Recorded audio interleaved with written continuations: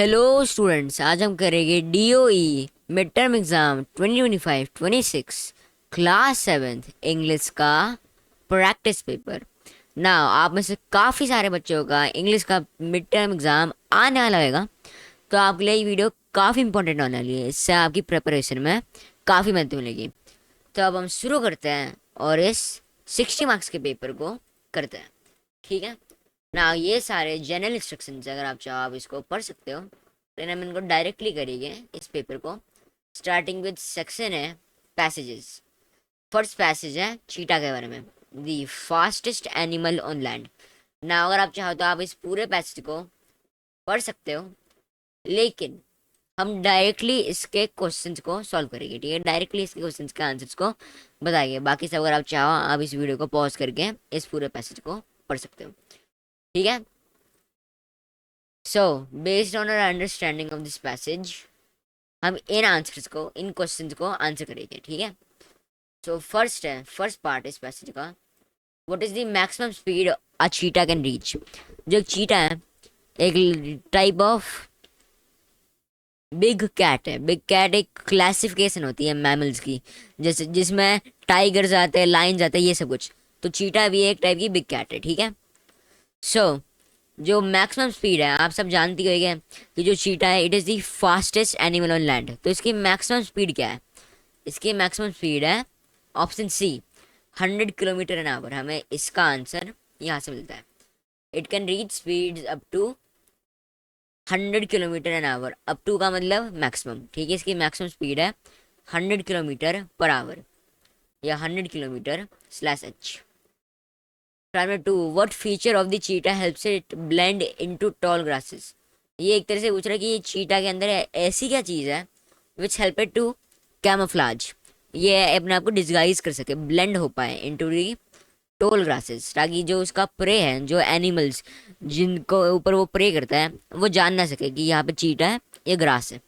ठीक है, सो ऐसा कौन सा फीचर है चीटे का? ये है golden coat with black spots. हमें इसका भी आंसर इस पैसेज से मिलता है, यहाँ पे लिख रखा होगा। ठीक है, their golden coat with black spots help them blend into tall grasses. ठीक है, पैसेज के अंदर ही इसका आंसर मिल रखा है। सो ये होएगा इस वाले का आंसर। इसका आंसर होएगा सेकंड पार्ट का B, golden coat with black spots. ठीक है, जैसे कि ये इमेज है एक चीटा की। यहाँ पे चीटा का कलर है गोल्ड। ठीक है, गोल्ड कलर है, और स्पॉट्स कौन से कलर के हैं? ब्लैक। ठीक है, इसलिए गोल्डन कोट हो गया ये पूरा कलर, और जो स्पॉट्स हैं ये ब्लैक हो गए, ये ब्लैक स्पॉट्स होने चाहिए। फिर नंबर थ्री, चीटाज यूजुअली हंट, कौन से टाइम में हंट करते हैं वो अपने प्रे को, अपने एनिमल्स को? During the day. जो डे टाइम होता है तब वो अपने प्रे को हंट करते हैं। अनलाइक अनलाइक लायंस और टाइगर्स अनलाइक लायंस और tigers, cheetahs hunt mainly during the day. ठीक है, वो हंटिंग कब करते हैं? During the day. तो इस वाले क्वेश्चन का आंसर यहाँ पे मिल गया। फिर बाद में four, the word blend in the passage means. जो इस पैसेज में ब्लेंड यूज कर रखा है इस वाली लाइन में, ये वाली लाइन में, गोल्डन कोट वाली, their golden coat with black spots help them blend into tall grasses. इस वाली लाइन में जो ब्लेंड वाले शब्द का यूज कर रखा है, इसका मतलब क्या है? इसका मतलब है टू मिक्स और मर्ज स्मूथली। जो चीटा है वो अपने इन्वायरमेंट से अच्छी तरह से मिक्स हो जाता है या मर्ज हो जाता है, जिसकी वजह से जो उसके प्रे, जो एनिमल्स जिसको वो खाता है, वो अच्छी तरह से जान नहीं सकते कि ये चीटा है या ये घास है। ठीक है, तो इसलिए यहाँ पे जो ब्लेंड यूज़ कर रखा है इस पैसेज में, उसका मतलब कि वो मिक्स या मर्ज हो जाता है स्मूथली, इनडिस्टिंग्विश तरीका। मतलब जो वो प्रे है, उसके प्रे एनिमल्स, वो जान ही नहीं सकते कि ये चीटा है, ये घास है। ठीक है, so option B correct option है। फिर में फिफ्थ है, state whether the following statement is true और false. Cheetahs are not found in Iran. जो ये वाली स्टेटमेंट है, ये ट्रू है या फॉल्स? ये स्टेटमेंट है फॉल्स, एफ। ठीक है, this is a false statement. हमें इसके बारे में कैसे मिलता है? यहाँ पे लिख रखा है, cheetahs are found mostly in parts of Africa and a small population in Iran. Small population in Iran. ना यहाँ पे स्मॉल पॉपुलेशन ले दिख रखा है, ठीक है, लिख रखा है स्मॉल पॉपुलेशन, लेकिन यहाँ पे क्या लिख रखा है, यहाँ पे लिख रखा है चीटास आर नॉट फाउंड। ये तो गलत होएगा, चाहे वो कम क्वांटिटी में पाए जाते हैं लेकिन पाए तो जाते चीटास ईरान में, इसलिए ये एक गलत स्टेटमेंट मानी जाएगी, ये एक फॉल्स स्टेटमेंट मानी जाएगी। Cheetahs are indeed found in Iran, कम पॉपुलेशन में पाए जाते हैं लेकिन फिर भी पाए जाते हैं ईरान में, इसलिए ये फॉल्स स्टेटमेंट है। फिर सिक्स है, mention two main reason for the decline in the cheetah population. Two reason बताने, कोई भी two reasons for decline in cheetah population. तो दो रीजन क्या है हमें यहाँ से मिल जाएगा। The two reasons are, the cheetah population has declined, इस वाली पैराग्राफ से पता चलता है ma'am. The cheetah population decline due to habitat loss, hunting and lack of prey. Now ये थ्री रीजंस हैं, आप इनमें से बस कोई दो लिख दो, तो मैं लिखूंगा हैबिटेट लॉस और हंटिंग, ठीक है।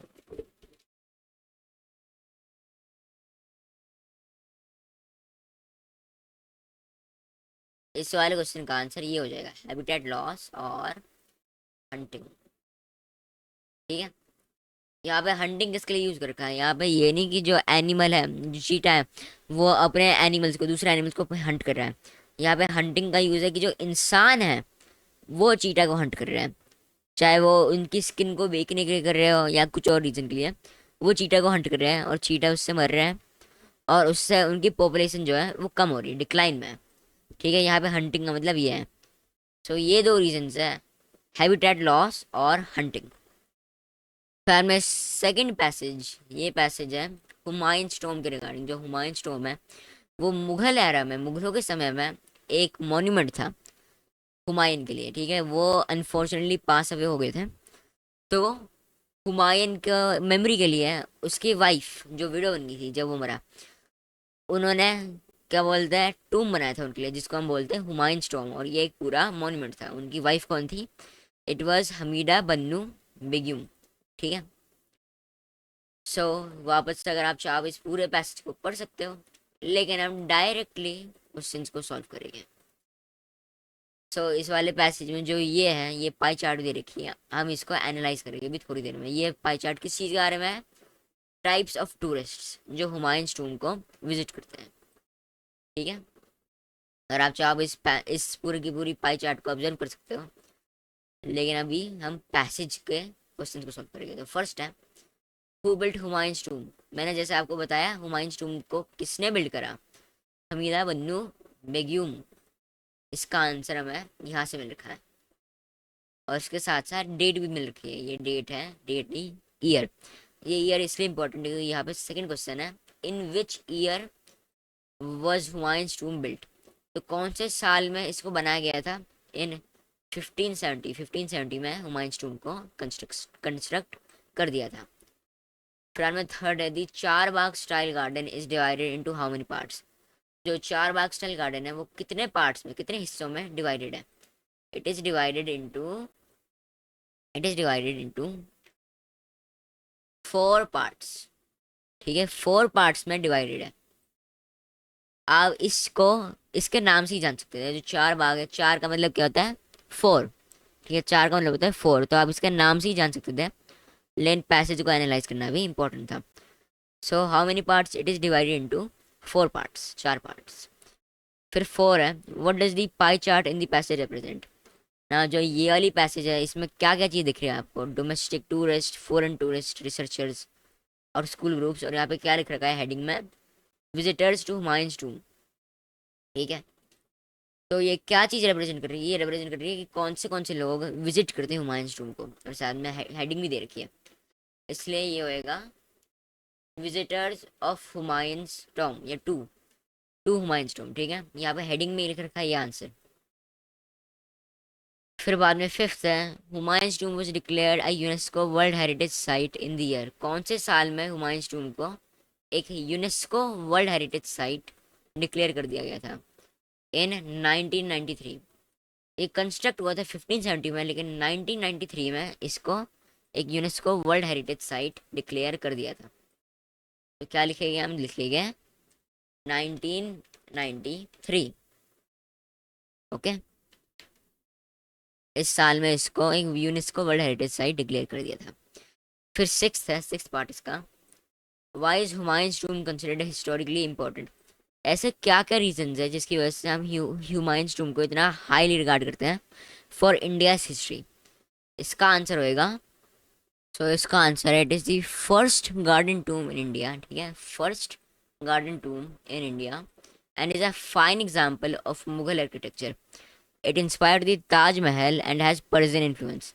इन रीजन की वजह से it is considered to be historically important. इसके साथ साथ आप ये भी लिख सकते हो कि it was declared a UNESCO world heritage site, ठीक है।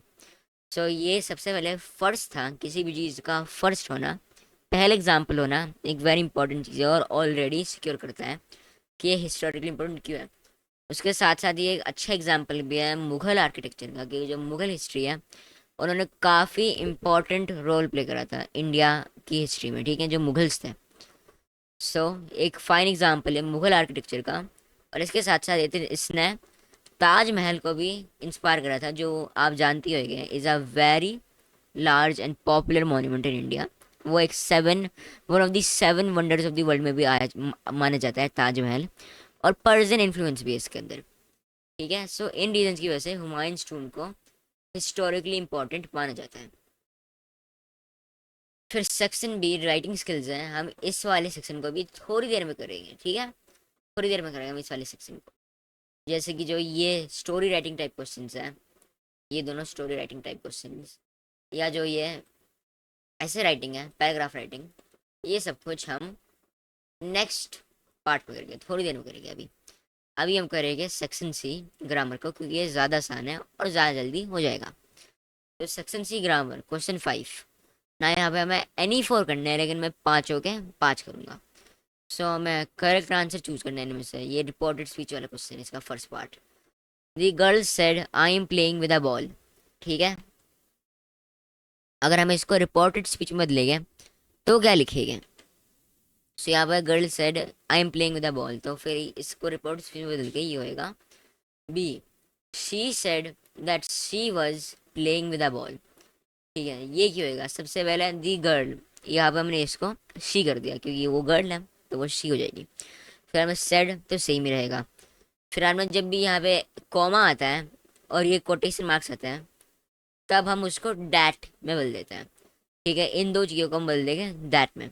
सो शी सेड दैट, फिर में यहाँ पर रखा आई ना। ये सेंटेंस किसने बोला था? गर्ल ने बोला था, गर्ल को हमने सी में बदल दिया, तो इस आई को भी हम शी में बदल देंगे, इसलिए हो जाएगा शी सेड दैट शी। फिर में आखिरी चेंज हम करेंगे एम प्लेइंग। एम प्लेइंग का मतलब क्या होता है? एम प्लेइंग का मतलब होता है कि ये सेंटेंस प्रेजेंट कंटिन्यूस टेंस में ना, जब भी हम किसी भी सेंटेंस को रिपोर्टेड स्पीच में बदलते हैं तो हम उसको पास्ट टेंस में बदलते हैं। तो अगर ये प्रेजेंट कंटिन्यूस टेंस है तो ये बदल जाएगा पास्ट कंटिन्यूस टेंस। तो एम की पास्ट फॉर्म क्या होती है? एम की पास्ट फॉर्म होती है वज, इसलिए जो ये एम है ये बदल जाएगा वज में, ठीक है। इसलिए ये हो जाएगा she said that she was playing with a ball. जो ये पूरा पार्ट है ये सब कुछ सेम रहेगा जो सेंटेंस में लिखा था, लेकिन इससे पहले वाला सब कुछ बदल जाएगा। She said that she was playing with a ball, इसलिए ऑप्शन बी करेक्ट रहेगा। फिर two report the following, he said can I come to meet you. इसका आंसर क्या होगा? ये भी एक रिपोर्टेड स्पीच क्वेश्चन है। इसका आंसर का C, he asked if he could come to meet me, ये एक होगा। सबसे पहले यहाँ पे इसने एक क्वेश्चन पूछा है, हमें कैसे आता है कि इसने एक क्वेश्चन पूछा है? क्योंकि यहाँ पे एक क्वेश्चन मार्क डाल रखा है, इसलिए ये एक इंटेरोगेटिव क्वेश्चन है, इसलिए यहाँ पे आस्क्ड आएगा। जो सेड है ऑप्शन बी, ये पहले ही गलत हो जाएगा, इसलिए आस्क्ड आएगा यहाँ पे, इसलिए ए सी और डी में चॉइसेस बचती है। फिर बाद में यहाँ पे कैन को हम किसी में बदल देंगे, यहाँ पे हम बदल देंगे, ये एक क्वेश्चन है तो सबसे पहले हम आस्क बदलेंगे, ठीक है। और उसके साथ साथ हम यहाँ पे एफ भी डालेंगे, एफ संचे एक क्वेश्चन, हम यहाँ पे एक एफ भी डालेंगे, सो ही आस्क्ड इफ। फिर बाद में यहाँ पे आई लिख रखा है तो यहाँ पे हम आई को ही में बदल देंगे, इसलिए ये हो जाएगा ही आस्क्ड इफ ही। बाद में कैन है, कैन को हम किस में बदल देंगे? हम कैन को बदल देंगे कुड में, और आई और कैन की जगहों को बदल देंगे, इसलिए हो जाएगा ही कुड कैन को बदल देंगे हम कुड में, क्योंकि ये पास्ट टेंस में बदलेगा हम सेंटेंस को। कैन होता है प्रेजेंट टेंस में, तो अगर हम इसको पास्ट टेंस में बदल देंगे तो आएगा could. So he asked if he could come to meet me, और फिर बाद में बाकी सब कुछ इसी सेंटेंस में से। तो ऐसे ही ऑप्शन सी करेक्ट आंसर हो जाएगा। थर्ड है, report the following, Reena said to me why are you leaving. ठीक है, तो इसका आंसर होएगा ऑप्शन बी। ये एक और रिपोर्टेड स्पीच टाइप क्वेश्चन है, तो इसका आंसर होएगा option B, she asked me why I was leaving. ठीक है, मैंने आपको पहले ही बाकी सब में बता दिया था कि रिपोर्टेड स्पीच हम करते कैसे हैं। रीना है वो एक फीमेल है, इसलिए ये शी मिल जाएगा। फिर बाद में सेड टू मी है और एक क्वेश्चन है, तो आस्क्ड होएगा, टू में लिख रखा है इसलिए मी होएगा। शी आस्क्ड मी वाई, ये सेम ही रहेगा। आई वॉज लिविंग, यहाँ पे यू लिख रखा है, तो यू को बदल देगा आई में, क्योंकि किससे पूछा है, मेरे से पूछा है। ठीक है, जो स्पीकर है उसने बोला है, उससे पूछा है, इसलिए यू को बदल देंगे आई में, क्योंकि ये अब रिपोर्ट कर रहा है इस पूरे के पूरे कन्वर्सेशन को, इसलिए आई हो जाएगा। फिर बाद में वाई ऐसे ही रहेगा, वज जो आर है वो वज में हो जाएगा, और ऐसे ही हम पूरे सेंटेंस को बना देंगे। ठीक है, फिर for identify the correctly punctuated sentence, हमें करेक्ट पंक्चुएशन मार्क्स को आइडेंटिफाई करना है। सो यहाँ पे कौन सा करेक्ट आंसर रहेगा, यहाँ पे आएगा A, I love to eat chocolates comma toffees comma ice creams and candies, फिर बाद में फुल स्टॉप। ऐसा क्यों होगा, क्योंकि यहाँ पे मल्टीपल आइटम्स लिख रखे हैं, तो मल्टीपल आइटम्स में क्या लगता है, मल्टीपल आइटम्स में लगता है कॉमा। ये चॉकलेट्स का लगेगा कॉमा, टॉफीज का लगेगा कॉमा। ठीक है, आप सोच रहे हो आइसक्रीम्स के बाद क्यों नहीं लगता कॉमा, इसलिए क्योंकि जो आइसक्रीम्स है वो सेकंड लास्ट है, सेकंड लास्ट चीज़ है। ठीक है, आइटम है इसके अंदर, सो एसेंशियली सेकंड लास्ट है, इसके बाद हमेशा एंड लगेगा, क्योंकि जो कैंडीज है वो आखिरी आइटम है, उसके बाद कोई आइटम नहीं आता, तो ये आखिरी है, इसको डिनोट करने के लिए हम एंड डालेंगे। और आइसक्रीम्स में कॉमा नहीं लगाएंगे, इसलिए चॉकलेट्स और टॉफ़ीज़ में कॉमा लगेगा, लेकिन आइसक्रीम्स और कैंडीज़ में कॉमा नहीं लगेगा, क्योंकि कैंडीज़ आखिरी ऑप्शन है, आखिरी आइटम है, और आइसक्रीम जो है वो सेकंड लास्ट है। और यहाँ पे फुल स्टॉप लगेगा, क्योंकि ये सेंटेंस अब खत्म हो गया, जो ये पूरा सेंटेंस था, I love to eat chocolates toffees ice cream and candies, ये पूरा सेंटेंस खत्म हो गया, इसलिए यहाँ पे फुल स्टॉप लगेगा। ठीक है, जो ऑप्शन बी है गलत इसलिए क्योंकि यहाँ पे हम सेमी कॉलन नहीं लगाएंगे, यहाँ पे हम कोमा लगाएंगे। और जो ये है सी, ये गलत इसलिए है, ऑप्शन सी गलत इसलिए है क्योंकि यहाँ पे बस टॉफ़ीज़ में लगा रखा है कोमा, लेकिन चॉकलेट्स में तो लगा ही नहीं रखा। और जो डी है और उसके साथ साथ यहाँ पे एक क्वेश्चन मार्क डाल रखा है, लेकिन ये एक क्वेश्चन नहीं है, ये एक स्टेटमेंट है, ये एक अफर्मेटिव सेंटेंस है, इसलिए सी भी गलत है। फिर जो डी है ये भी गलत होएगा, क्योंकि यहाँ पे तो कोई भी पंक्चुएशन मार्क लगा ही नहीं रखा है, यहाँ पे ना कि कोमा लगा रखा है ना कि फुल स्टॉप लगा रखा है, इसलिए तो बिल्कुल गलत सेंटेंस है। इसलिए क्या हो सकता है, इसलिए हो सकता है A, I love to eat chocolates toffees ice creams and commas, जिसमें चॉकलेट्स के बाद भी कोमा है, टॉफ़ीज़ के बाद भी कोमा है, और आइसक्रीम्स एंड कैंडीज़ के, आइसक्रीम्स के बीच, आइसक्रीम्स और कैंडीज़ के बीच में एंड है, और कैंडीज़ में फुल स्टॉप है। ठीक है, ये आएगा करेक्ट सेंटेंस। फिर फिफ्थ है, choose the sentence with correct punctuation. यहाँ पे करेक्ट पंक्चुएशन कौन से सेंटेंस में है, यहाँ पे है बी में, will you like to have tea, यहाँ पे क्वेश्चन मार्क डाल रखा है, और ये करेक्ट है। क्यों, क्योंकि यहाँ पे क्वेश्चन पूछ रखा है, आपको चाय पीना पसंद होएगा या नहीं। ठीक है, आपको चाय पीना पसंद होएगा। ठीक है, so will you like to have tea, ये करेक्ट होएगा, क्योंकि ये क्वेश्चन पूछ रखा है, और क्वेश्चन के साथ हमेशा क्वेश्चन मार्क लगता है। फिर सिक्स है, fill in the blanks with the correct adjective. आपको यहाँ पे ब्लैंक्स फिल करने हैं, लेकिन मैं आपके लिए बस टिक कर दूंगा, और सारे पाँचों में से 5 करेंगे। सो फर्स्ट है, there are dash students in the library today, यहाँ पे हम लिखेंगे many students in the library today. क्यों, ठीक है, अगर आप चाहते तो आप फ्यू भी लिख सकते थे, लेकिन जो मैनी है वो ज़्यादा सेंस बनाएगा। और हम मच इसलिए नहीं लिख सकते, क्योंकि जो मच है वो उन वाली क्वांटिटीज के साथ यूज़ करते हैं जो इसको हम एक्यूरेटली मेजर नहीं कर सकते हैं। स्टूडेंट्स को तो हम मेजर कर सकते हैं, कितने स्टूडेंट्स हैं, 1 स्टूडेंट 2 स्टूडेंट। ठीक है, इसलिए मैनी लगेगा, क्योंकि स्टूडेंट्स एक क्वांटिफाइबल क्वांटिटी है। फिर 2 है, the river was dash than we expected, यहाँ पे क्या होगा, डीपर। डीपर क्यों होएगा, डीपेस्ट क्यों नहीं होएगा, डीप क्यों नहीं होएगा, क्योंकि यहाँ पे कंपैरिजन हो रहा है, उनकी एक्सपेक्टेशंस के बीच में कंपैरिजन हो रहा है रिवर का। जितना उन्होंने एक्सपेक्ट करा था उससे ज़्यादा डीप है, इसलिए हम लिखेंगे डीपर। क्योंकि यहाँ पे दो चीज़ों के बीच में, बस दो चीज़ों के बीच में कंपैरिजन हो रहा है, जो उनकी एक्सपेक्टेशंस थी और जो रिवर है, इसलिए यहाँ पे होएगा डीपर। फिर थ्री है, this is the dash dress I have ever bot. यहाँ पे क्या होगा, यहाँ पे होगा मोस्ट एक्सपेंसिव। यहाँ पे मोस्ट एक्सपेंसिव क्यों होएगा, क्योंकि जितनी भी ड्रेसेस इसने खरीदी है, इस पर्सन ने, उन सबसे एक्सपेंसिव है ये वाली ड्रेस। इसलिए अगर सबसे एक्सपेंसिव है तो यहाँ पे मोस्ट लगेगा, most expensive. This is the most expensive dress I have ever bot. हमें जितनी भी ड्रेसेस जिसने खरीदी है उससे सबसे एक्सपेंसिव कैसे मिलता है, क्योंकि यहाँ पर लिख रखा है एवर बॉट। ठीक है, एवर बॉट से हमें इस चीज़ के बारे में पता चलता है, इसलिए मोस्ट एक्सपेंसिव करेक्ट होएगा। फिर four, please give me dash water to drink. यहाँ पे क्या होगा, यहाँ पे होगा सम, क्योंकि हम वाटर को एक्यूरेटली मेजर नहीं कर सकते हैं। हम ये थोड़ी ना लिख सकते हैं 1 वाटर 2 वाटर 3 वाटर, ऐसे थोड़ी ना कर सकते हैं। इसलिए please give me some water to drink ये करेक्ट होगा। जो ये सारे वर्ड्स है, मैनी या फ्यू, ये क्वान्टिफाइबल क्वांटिटीज़ के साथ यूज़ करते हैं जिनका एक नंबर हो सकता है, जैसे कि स्टूडेंट्स। फिर fifth, my house is dash to the school than yours. यहाँ पर दो चीज़ों के बीच में कंपैरिजन हो रहा है, एक तो इस पर्सन के हाउस और दूसरे पर्सन का। हम इस पर्सन को पर्सन ए मान लेते हैं और पर्सन बी, सिंप्लिसिटी के लिए।